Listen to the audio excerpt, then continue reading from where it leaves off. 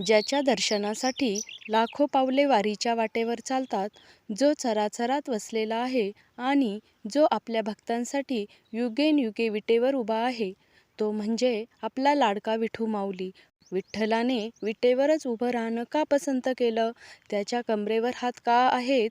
आजच्या या व्हिडिओमध्ये आपण पंढरीच्या पांडुरंगाच्या रूपाचे आणि महिमेचे रहस्य जाणून घेणार आहोत. विठ्ठलाच्या कथेची सुरुवात होते ती भक्त पुंडलिकापासून. पुंडलिक आपल्या मातापित्याची सेवा करण्यात मग्न होता. जेव्हा प्रत्यक्ष भगवान विष्णू त्याला दर्शन द्यायला आले, तेव्हा पुंडलिकाने आपल्या कर्तव्याला प्राधान्य दिले.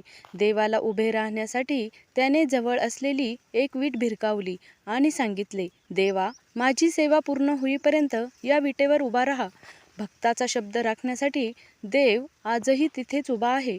ही वीट केवळ मातीचा तुकडा नाही, तर ती अहंकाराचा त्याग आणि कर्तव्यनिष्ठा याचे प्रतीक आहे. पांडुरंगाच्या मूर्तीकडे नीट पाहिले तर आपल्याला काही गोष्टी लक्षात येतात. कमरेवर हात हे दर्शविते की संसाररूपी सागर आता फक्त कमरेइतकाच उरला आहे. जो विठ्ठलाची भक्ती करतो त्याला हा संसार पार करणे कठीण जात नाही.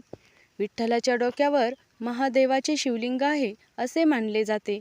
हरी आणि हर म्हणजेच विष्णू आणि शिव यांच्या ऐक्याचे प्रतीक आहे.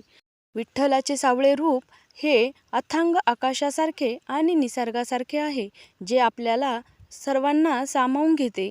संतांनी विठ्ठलाला कधी माऊली म्हटले आहे तर कधी सखा.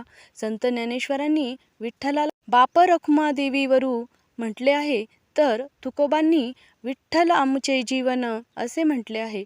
पंढरीची वारी ही केवळ यात्रा नसून तो समतेचा आणि प्रेमाचा महाकुंभ आहे, जिथे जात पात विसरून सर्वजण एक होतात.